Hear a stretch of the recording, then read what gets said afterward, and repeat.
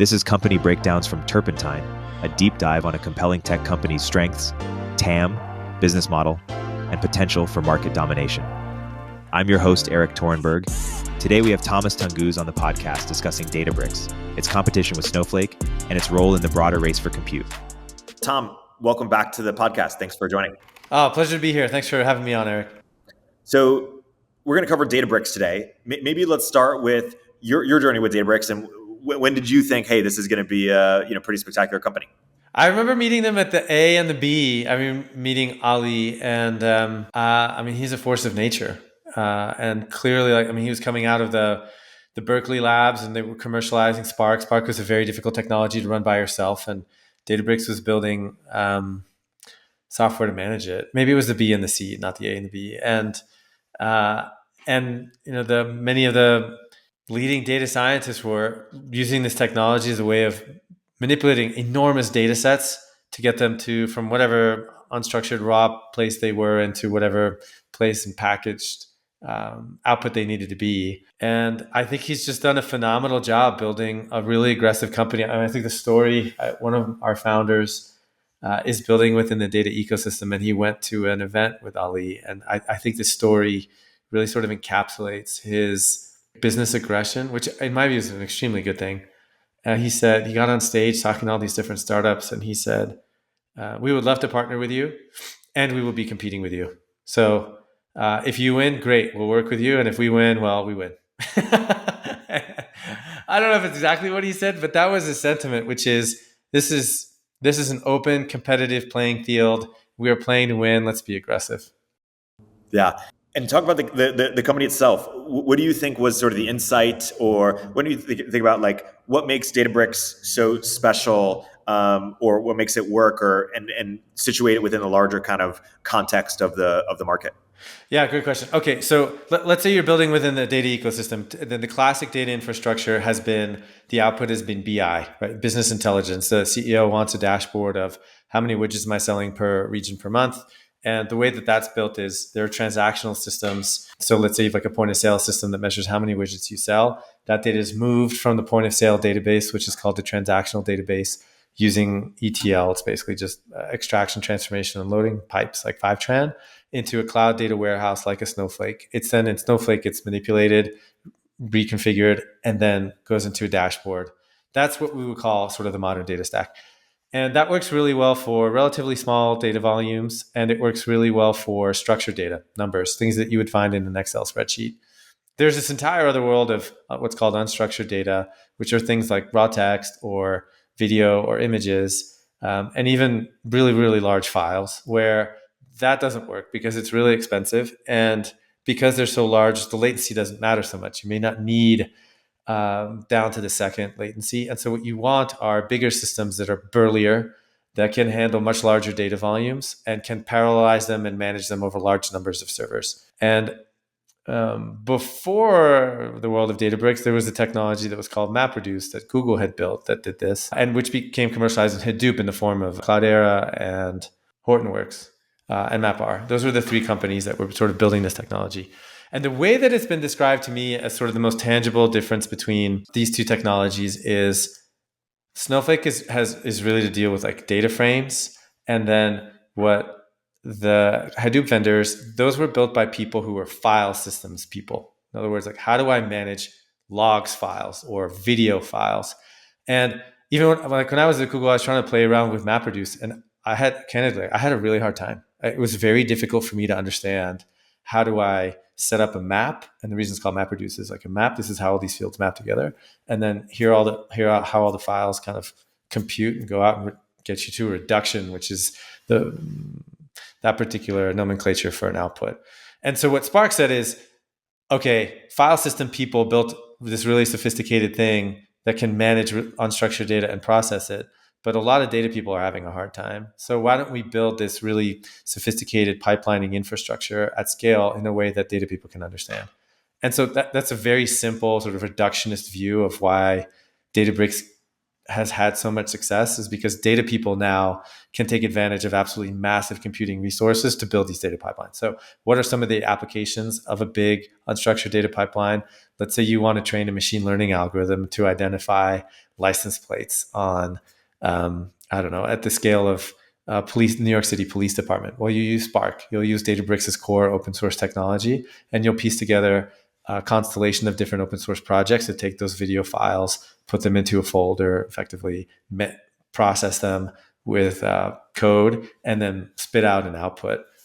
And a lot of the times that output is just either refined files, but now you're seeing Databricks actually starting to compete with Snowflake. You can look at the data warehousing revenue has 4x'd in the last year. It's gone from about 100 million to 400 million in a single year.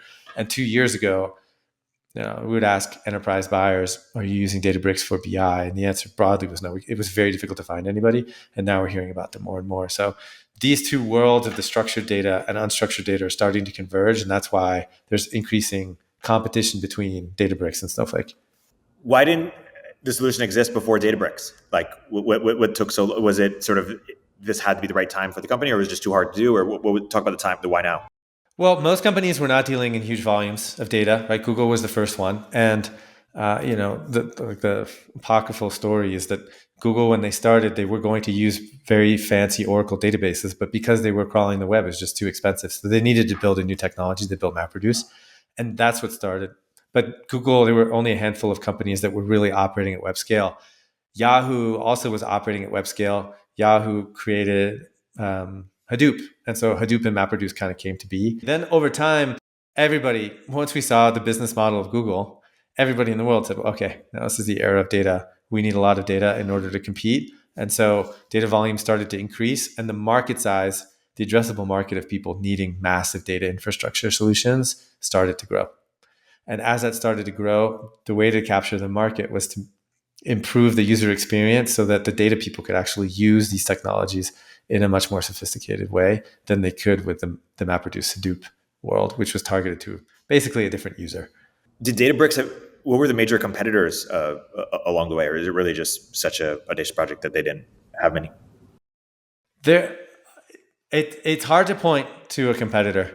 It really is. I think at this point you have Snowflake's Snowpark, which Spark is Databricks' technology. Snowflake came along a little bit later and created a technology called Snowpark, very deliberately, which is Snowflake's equivalent. There's been some adoption, but it hasn't sort of derailed the locomotive that is Databricks. That's probably the most viable competitor of any sort of scale.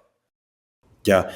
And was Databricks obviously investable at what point did it become obvious that it was going to be a pretty big company? At the beginning, I would say the venture ecosystem as a whole believed more in structured data than they believed in unstructured data. And that's because, remember, we were coming off this wave of Cloudera and Hortonworks and MapR, and there had been massive commoditization in that market. When Cloudera started, list price for a node, in other words, running Cloudera on a single server, was about $4,000. And then at the end of like 5 or 6 years, it was about $1,000 a node. And there weren't that many players, but they were all trying to win relative share. And so they just kept cutting price and price and price. So there was a fair amount of skepticism, I think, in the venture community overall, that in this part of the ecosystem, somebody could charge a premium. There was also, I think, a fair amount of skepticism that was a lot of value within that unstructured data. So you think about, okay, what is unstructured data? Well, maybe it's logs, right? The value per gigabyte of a log relative to the value of a gigabyte of a point of sale system, massively different. Log is not that valuable. Very few people actually look at it. The value of one frame in a video is not that valuable. And so you have these, you're basically pressing these giant lemons, not getting any juice in unstructured data, or at least that was the perception. And whereas the converse was true with unstructured data. And now with this AI wave, the reality is the transformer model, well, that's totally enabled by extremely large compute and extremely large data sets. So you could argue Spark and that technology is, and the related technologies are basically a necessary or requisite to getting to where we have been in AI. AI is just massive tailwinds for Databricks, basically. Like as the market has matured or developed, it's only just better for Databricks. Yeah, that's right. I mean, I think the reason that there's so much interest in the company in the late stage markets And the reason why I think when they go public, you'll see a significant amount of demand is it's thought of as the AI company, the AI infrastructure company, not in the way that OpenAI is thought of as the model provider, but if this is like the data movement company. If you're moving data, if you're manipulating data, if you want to set up pipelines to train machine learning systems or modify them, you will be using Databricks predominantly. And so that's why there's just so much demand for it. It's interesting. So let's go to your post a bit. So you were starting to explain basically how Databricks and Snowflakes are intersecting, but let's compare and contrast the businesses a bit more. Well, so I was at both the Databricks Summit and the Snowflake Summit, the Databricks event, which was two and 3 weeks ago, Snowflake Summit first, and the Databricks Summit in San Francisco.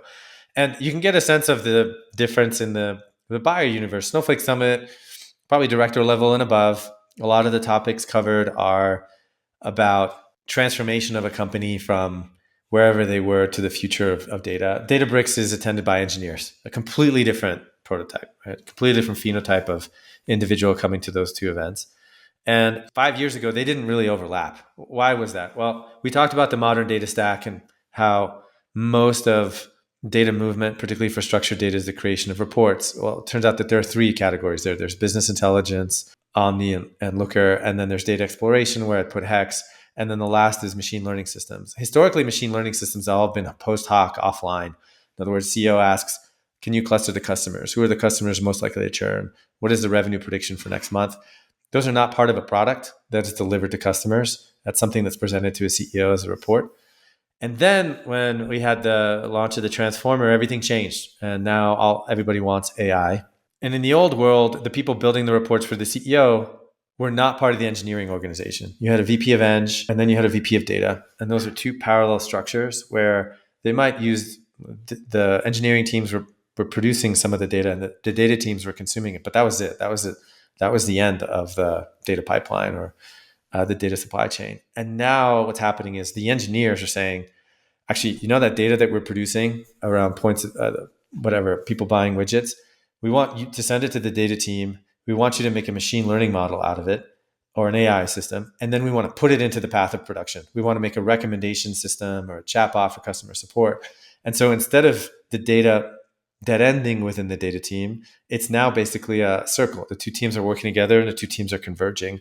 And so the Snowflake people are now starting to talk to the engineers. And the engineers are saying, well, we need these production grade systems. And so these two teams are coming together. And as a result, Databricks and Snowflake users are starting to see each other more and more and more. So the big question strategically is, if you're a large company, do you standardize on one? Do you standardize on Databricks? Do you standardize on Snowflake? Do you have some teams running on Databricks, some teams running on Snowflake? And the rationalization of that infrastructure, I think, will be sort of the battle of the giants here over the next 5 years. Present kind of the bull case and the bear case for Databricks. Like, if everything goes well, what does that look like? And if things don't go according to expectations, what does that look like?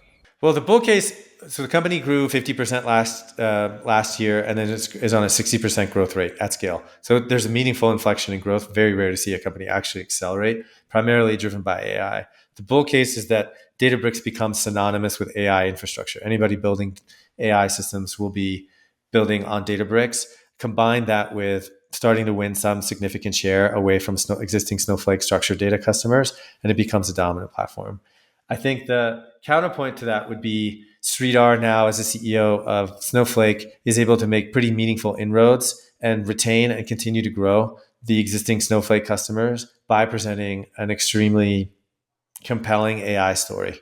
And you've seen that, right? At the announcement when Slootman appointed Sridhar and announced it, there's been significant recruitment of people with material AI backgrounds. You have the Nvidia partnership. You look at what they've launched with Cortex, which is their AI product, and the announcements at the Snowflake Summit. In addition, just the cadence of PR has been completely different, much more aggressive, trying to position themselves within the world of AI, developing their own model that competes with Databricks' model and others. So I would have to say, the pace of innovation from Snowflake is pretty significant. The question is, will customers move? And the answer so far, at least according to our diligence, is that it's very hard for a company to move from Snowflake to a Databricks. You're talking about pretty significant change management. And so at least today, we haven't seen much of that. And then, if I could just go on for a little bit longer, one of the accelerants of that transition and one of the justifications for the tabular acquisition, which was Databricks buying a company that commercialized a technology called Iceberg, is the ability to move data and particularly compute. So, okay, what do I mean by that? Well, a database is, there's what's called a query engine. So you ask it a question, it does a bunch of math, and it comes back to you with an answer. But when it asks those questions, it reads a bunch of files. And a database is basically the combination of those two things with a bunch of other stuff, security, caching. But it's a query engine and a bunch of files. And Snowflake is a database that's optimized for a particular thing, structured data analysis. And Spark's Databricks, or Databricks' Spark, is the same thing. Well, what's happened is we're starting to see the unbundling of the database. Where now there are many different kinds of compute engines. There's Snowflake, there's Spark, there's MotherDuck, DuckDB, there's Presto, Trino, Dremio, and graph databases. And what customers are asking for is, I want to pull my data out of the database. And why do big customers care about that? Well, it's expensive. It's expensive to store data 2 or 3 times in 2 or 3 different database vendors. It's expensive to be compliant with international law if your data is in a whole bunch of different places. And now with these AI workloads, these companies actually want all their data in a simple place, because if they decide to build some cool AI feature, it's just much easier to have it in one repo, one repository. And so Databricks bought a company called Tabular, which commercializes this data format called Iceberg, which allows you to basically move data across different workloads. So if you decide, I need a dashboard for the CEO and it has to have 60-second latency, probably going on Snowflake.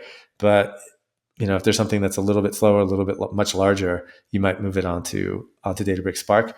And the more this trend happens where the customers are in control of their data, the more compute workloads will start to work around, the greater the competition at the query engine layer. We'll get back to the conversation in a moment after a word from our sponsors. Fast forward to the end of 2024. Think about your goals. What can you do right now to give yourself the best chance of succeeding? If learning a new language is on your list, you absolutely need to check out Babbel. Babbel offers a range of learning tools, self-study app lessons, live classes, and even podcasts, which have always been my favorite way to learn. Studies from Yale, Michigan State University, and others continue to prove Babbel is better. One study found that using Babbel for 15 hours is equivalent to a full semester at college. Babbel isn't just a game to kill time and make you feel like you're learning a language. It's not overly academic or rigid either. It's all about learning language for the real world. Babbel stands out because it's designed by real people using a modern conversational teaching approach. It's not always easy, nothing worth doing ever is, but it's straightforward and designed to help you start speaking in just 3 weeks. With Babbel, I was able to brush up on my intermediate Spanish to ramp up for travel to Argentina last year, and was able to set clear goals based on how much time each week I wanted to practice. Join millions of Babbel language learners across all age groups. Here's a special limited time offer for our listeners. Right now, get up to 60% off your Babbel subscription, but only for our listeners, at babbel.com/zen. Get up to 60% off at babbel.com/zen, spelled BABBEL.com/zen. Rules and restrictions may apply. The tech world turns to the Brave browser for its unbeatable privacy protections. But did you know that Brave also has a private ad platform? Brave Ads offers first-party targeting, and it's been cookieless since day one, so you can relax while third-party tracking cookies disappear from the web. Today, millions of people turn to ad blockers to avoid being tracked and pestered online. But Brave's new ad model aligns incentives for users and advertisers. Users earn rewards for viewing ads, which they can save, spend, or pass along to their favorite creators. And advertisers score points for respecting user privacy, generating ROI without invasive tracking. So whether it's high-impact announcements on the new tab page or keyword-targeted ads in Brave Search offers diverse, private, future-proof ad formats for all your business goals. Join the future of advertising at brave.com/ads. Mention Turpentine to get 25% off your first campaign. And so, but you're much more bullish, right? Like of the two the cases that you outlined, you think it's much more likely the bull case, or say more about that? Oh, I think it's, yeah, for sure. I mean, look, to see a public scale company accelerating their growth rate, I think they'll do just fine. We ran a linear regression based on 5 key variables, which predicts about has about prediction actually about 50%. That model basically predicts that Databricks would trade at about a 14x forward multiple. Snowflake's roughly around 12. But I think if it were to trade today, if it were to list, it would probably trade significantly higher than that because of the public market appetite for AI stocks, which doesn't exist. I mean, the only way you can get AI exposure today is Microsoft, which is a massive conglomerate, or Nvidia, which is a fantastic chip company, but chip company nonetheless. And so there's a void there, and so I think when it lists, it will trade incredibly well.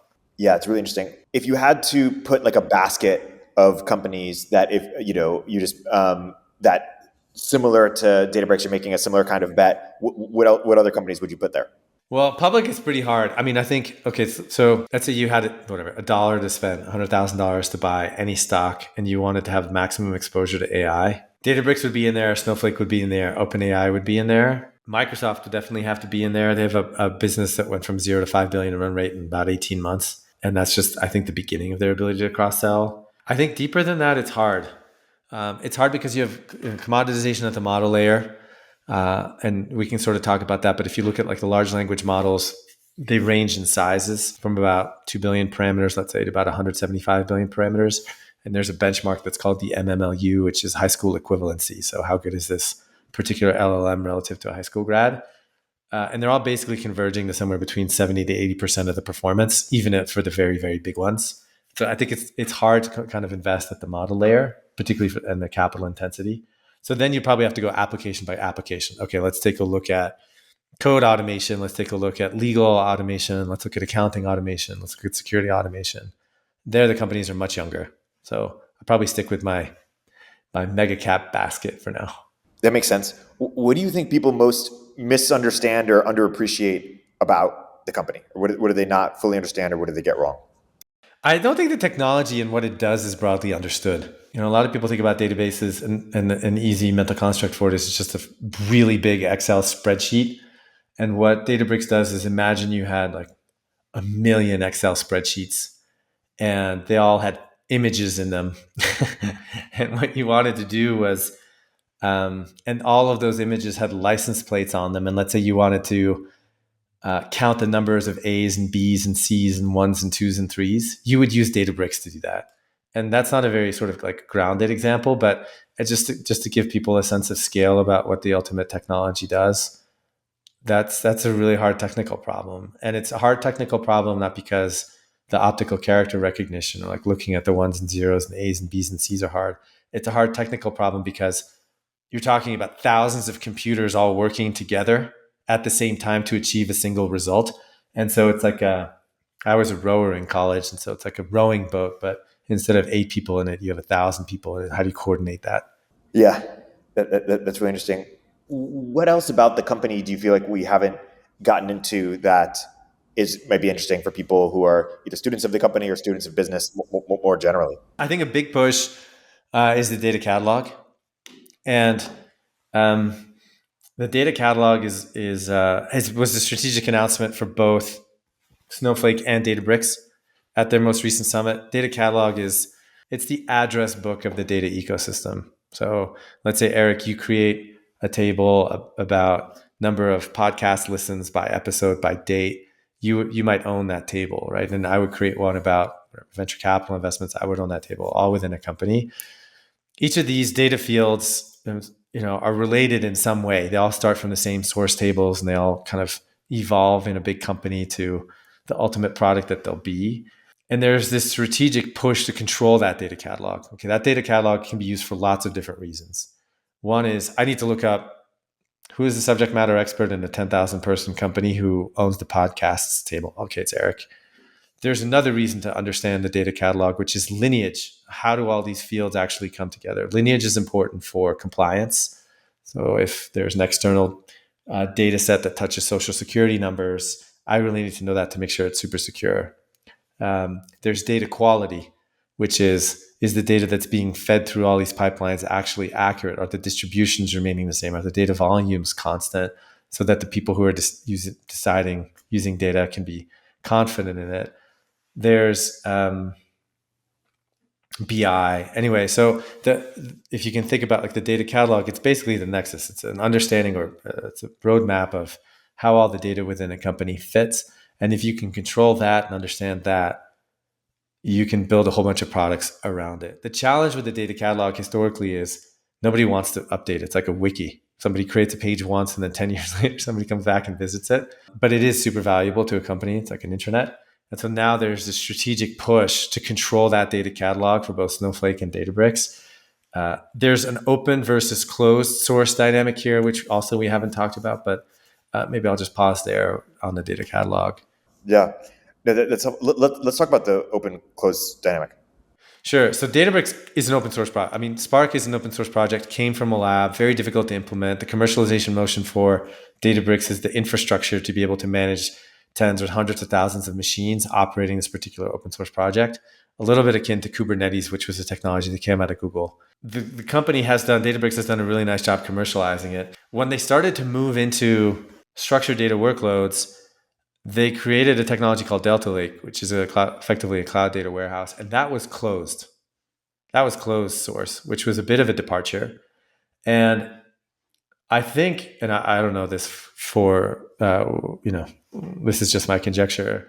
I think that was basically a way of ensuring that other players within the ecosystem couldn't leverage the existing technology that Databricks might have built. And it was also a way of keeping their existing customers within a closed universe. What's interesting is Snowflake started closed source and is pushing more into open source. And so they're basically like complementing each other. One was closed source, moving into open. Snowflake. Databricks was open. It's now moving more into closed. We'll see what they do with the Iceberg acquisition.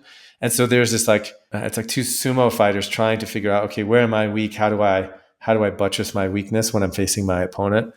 And so we'll see how this all sort of evolves. And I think one big question is Iceberg, which is a core technology of this company, Tabular, is open source today. It's an Apache license. The CEO from that company is on a steering committee for that project. And so there was a lot of questions about, does that remain open source? Is it closed source? How does this impact Databricks' strategy? My sense is they'll probably open it. I think that's sort of the illusions that they've made in the market, or to keep it open and open other things, but it's still completely TBD. And commercially, how will that impact the business is also unclear. Do people actually care? Does the data? But in terms of the hearts and minds of developers, open source matters a lot. And what ends up happening with lots of open source companies as they grow, as they change the licenses, as they shift to more commercialization. And it's very easy to alienate those communities. You look like HashiCorp when they changed their license from whatever open source license they had to a business source license to commercialize it more. There tends to be a lot of flack and a lot of PR management around that evolution, that whichever decision Snowflake decides to go with their open versus closed source and Databricks with their open versus closed source, whichever path they decide to go, they will definitely need to manage. What else about the data catalog sort of, line of discussion is worth mentioning or making sure that it's being kind of fully understood here about the significance of it? It's a strategic component to the infrastructure that historically has been very difficult to commercialize. So there are some great companies building data catalogs, but because it's not self-updating and because nobody really owns it, no one is basically promoted for managing a beautiful data catalog, it's probably a complement to one of those key products, business intelligence, compliance, data quality, security, rather than a standalone product. And so now all of a sudden, and I think we'll start to see this more, Snowflake and Databricks will start to compete or at least step on the toes of some of their key partners, particularly because they're vying for bigger and bigger markets. They want to show higher and higher growth rates. And so they'll probably start to acquire or compete as they push out. The most valuable commodity in this space is a compute workload. It's not storage, but they're related. But what Snowflake and Databricks are both competing for is the opportunity to process data.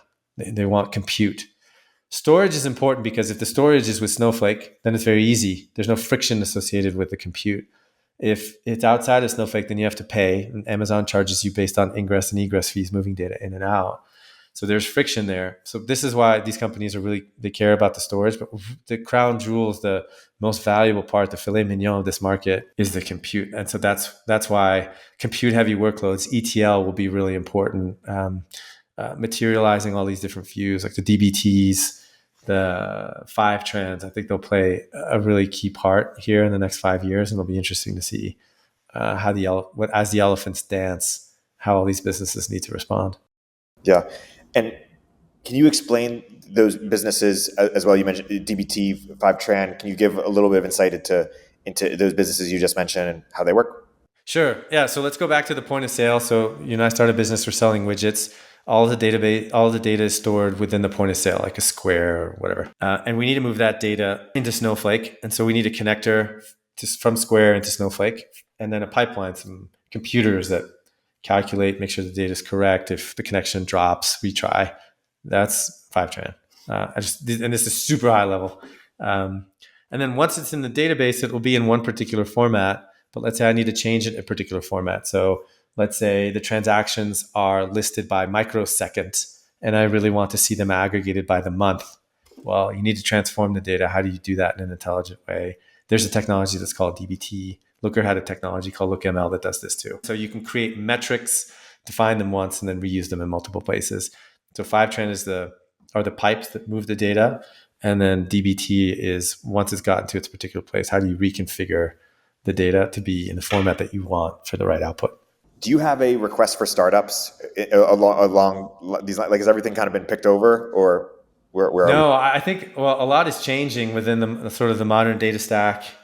A lot is changing when you have lots of AI-enabled BI companies that allow you to ask questions of a BI system.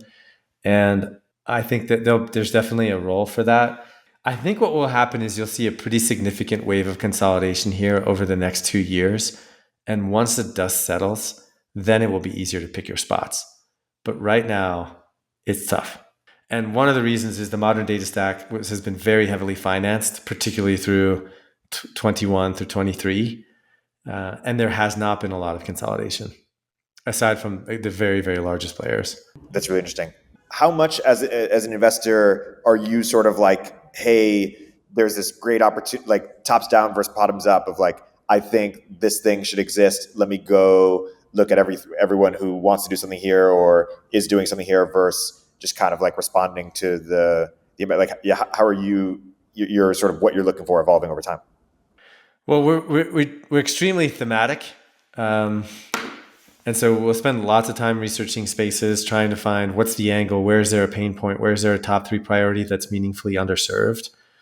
And so we've been spending time in the modern data stack. The thing that we hear from buyers is, one, don't sell me another tool. I don't need another tool. The second is cost reduction is really important. And then the third is either my board or my CEO is really pressing me for an AI strategy.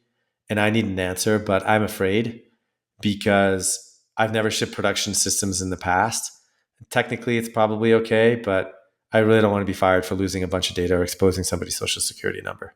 And how do I make sure that those things are secure?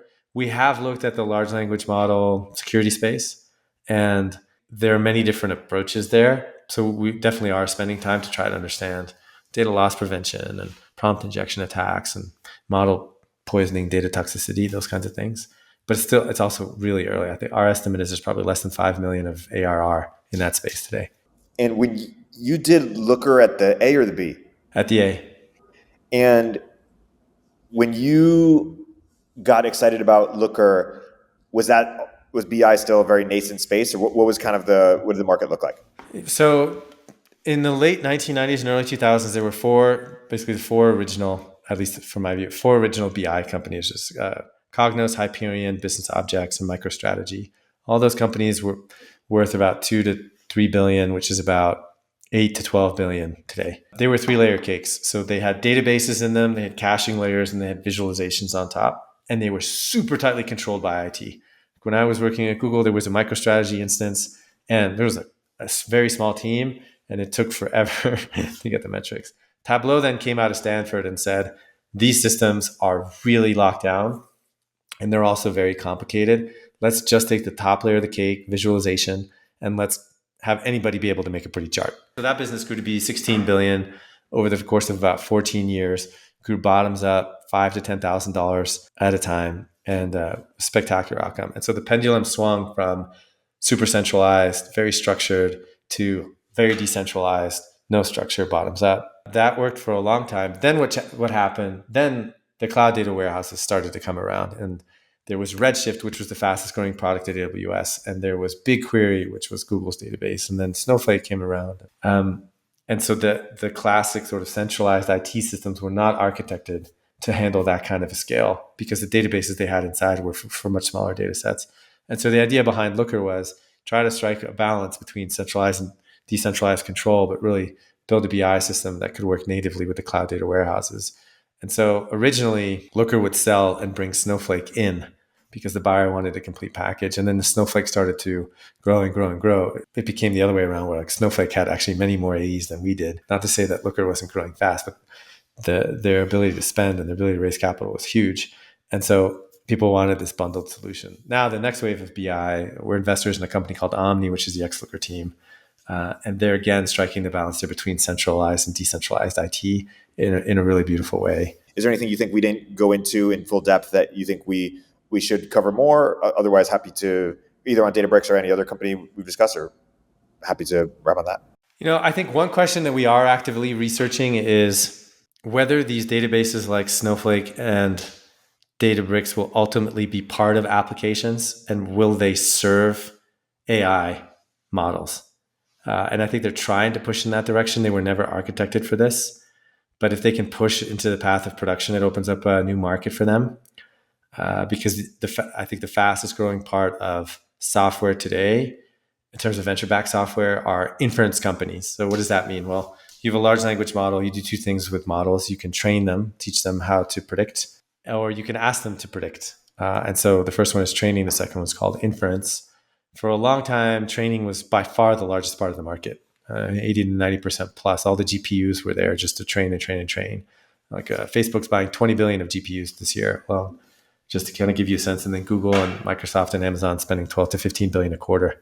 Half of that is on GPUs just to build out data centers. And now what we're starting to see is inference. So it's actual usage. When a user asks a question, well, you have to ask for a prediction from a large language model. Where Nvidia is trying to push into the inference market. And I can imagine Snowflake and Databricks also starting to push meaningfully into this market because the growth rates on these companies are just enormous. Like, 1 to 20, 1 to 30, 1 to 40, 50 to 150 in a year. And that's just because the demand is there. It's a commodity or relatively commodity market. But the total top line growth is staggering. So I could imagine acquisitions there for both of those businesses or meaningful product pushes, and then tying the training systems ultimately to the inference is a way of keeping all the data within an ecosystem and capturing more and more customer spend, particularly for the very largest businesses. Yeah, that's a good note.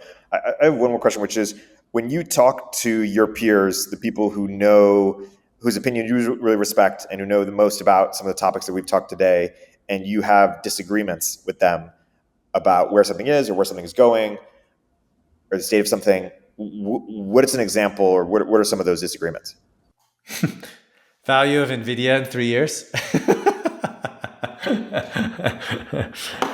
I think that's a really interesting, if you were hosting a dinner, 2-3 years ago, the question was, what is the price of Bitcoin in 18 months, right? That was sort of the catalyst for a great debate. I think there's an equivalent question here, which is, what is the total market cap of Nvidia in 3 years? And there are bulls who believe that the demand for GPUs is basically unquenchable here for the next 5 years as a result of small fabrication capacity, effectively very little in the US. Tesla is buying 15 billion of GPUs. Facebook's buying 20 billion of GPUs, and this kind of goes to the moon. And you believe that larger and larger models become more and more important, and they go from 150K a run to 10 million to train to a billion to train, which is what Amazon has had recently. And so you just have scale. Scale dominates, GPUs rip, and Nvidia continues to go to the moon. It's already the most valuable company in the world. And then there's another view, which is Amazon and Google have their own GPUs. AMD released a chip set that's about 30% more powerful than the current generation of A100s. And this market ultimately reaches commoditization. You look at Nvidia's revenue's grown 5x in the last 4 years. Profitability has gone from 4 billion in profits to about 46 billion in 4 years. We really have this beautiful engine of a business. And so how sustainable is that? How does that grow? As more GPUs enter the market, what does the dynamics look like? And what do you think is the steel man of the other side, or the best argument or something that, could almost convince you, but not quite. Of what? That Nvidia would be worth less? Yeah. I think the biggest argument is small language models start to really dominate. So you look at Llama's 8 billion parameter model that was overtrained on data. It's really good. And it compares favorably to 70 billion parameter models and even some 140 billion parameter models. And then a large number of the enterprise use cases don't need parameters in the billions. They need much, much, much smaller models that can be deployed on a computer or a mobile phone for privacy reasons or latency reasons. And so these big fancy GPUs become less important. I think another dynamic there is just the competition from like Google and Amazon on the Google's TPUs and Amazon's inference chips, where the bottom falls out of the market because there's this awesome paper we studied in business school called the bullwhip effect. The bullwhip is this, you crack a whip and you can see a wave going through it. Whole idea. So in business school, we had this Belgian professor and he made us play this beer game, sort of illustrate this. And there were 4 students. One was a beer maker. Another one was a wholesaler. Another one was a distributor, the first distributor, then a wholesaler, then a retailer. And the professor would modify the demand just a little bit at the retail level, just like 1 or 2 units a week. Then it would go back up to the producer, and the producer would see these massive swings in demand. And there's this great paper from the Sloan School if you want to read it. And then that massive swings in demand would go all the way down. And by the end of like 4 or 5 cycles, maybe 10 cycles, everybody in the supply chain is bankrupt. And the producers turning to the retailer and saying, what is going on? I mean, it seems like all of a sudden all these people want this beer. And then the next week, nobody wants any beer.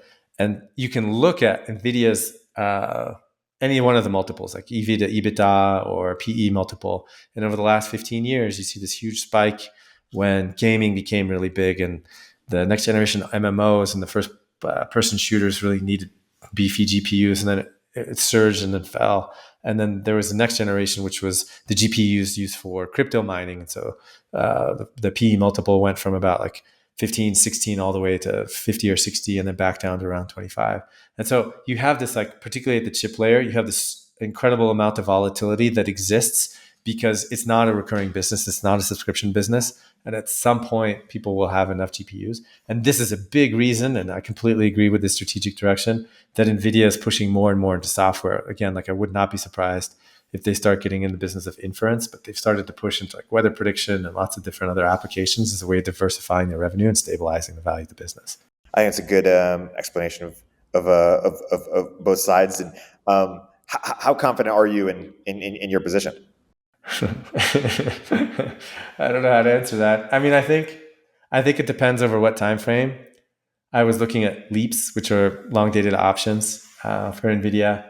So I think this is the question of the day, which is how long does this GPU demand last? And I don't know if I could answer that for you. So 50-50, coin flip. Yeah. Makes sense. So let's wrap on that. For people who want to go deeper on your work, if they enjoyed the conversation here, I want to point them to your blog, to your Twitter. Any other plugs that people should know about listening? No, those are there's 3 places. There's tomtunguz.com, there's Twitter @ttunguz, and then there's the LinkedIn. So you can find the content there as well. Cool. Awesome. Well, Tom, thanks so much for coming on the podcast, and until next time. Thanks for having me, Erik. Such a pleasure. Talk to you soon. Thanks for listening to Company Breakdowns. Make sure you're subscribed on Spotify, Apple, or YouTube. Let us know in the comments or reviews what companies you want us to deep dive on next. Company Breakdowns is a show from Turpentine, the network behind Moment of Zen, Turpentine VC, Turpentine Finance, and Request for Startups.